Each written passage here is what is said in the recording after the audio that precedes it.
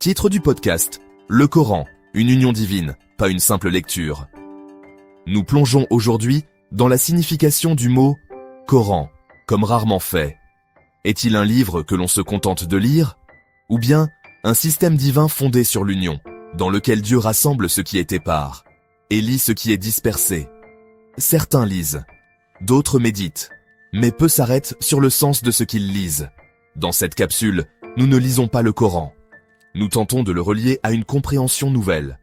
Nous essayons de saisir pourquoi Dieu l'a nommé Coran, et non simplement livre. Les exégèses classiques affirment souvent que Coran vient du verbe qara'a, c'est-à-dire lire ou réciter.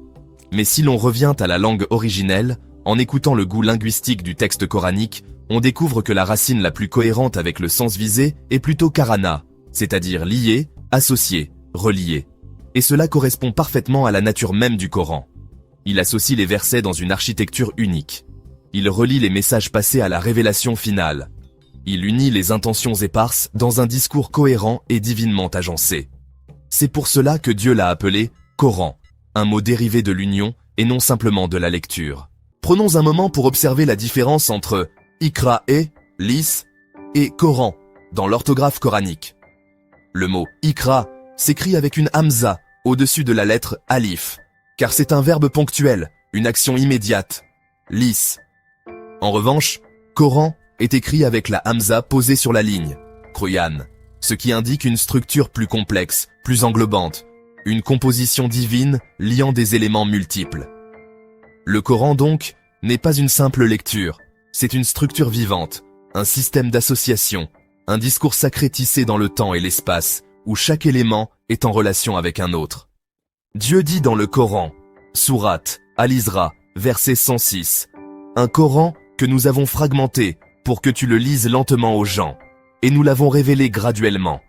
Ce Coran qui a été lié est aussi un Coran diffusé dans le temps, pour que la lecture ne soit pas précipitée, mais mûrie. » Et il dit également, Sourate Al-Qiyamah, verset 17, « Il nous incombe de le rassembler et de le coraniser, le rendre Coran. » Puis ce verset, quand nous le lisons, suit donc son Coran.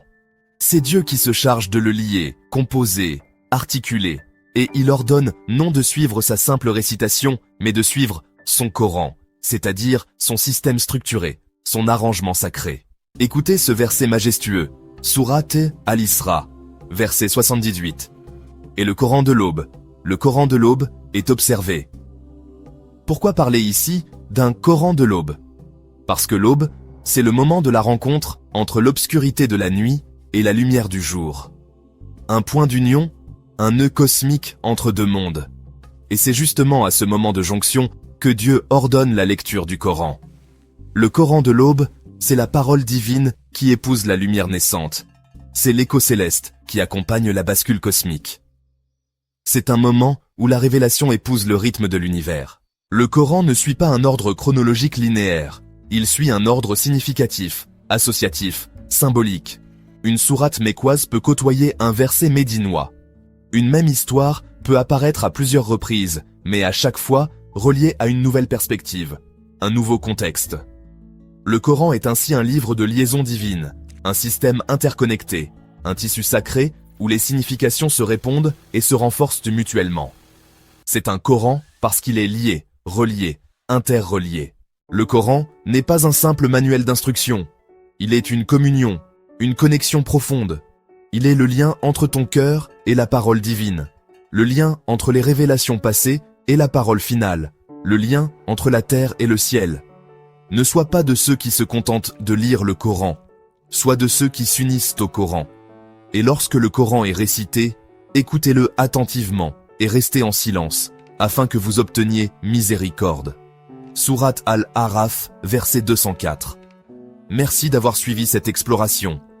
Si cette réflexion vous a touché, n'hésitez pas à liker, commenter et vous abonner. Et surtout, de vivre ton lien avec le Coran. À très bientôt et que la paix soit sur vous.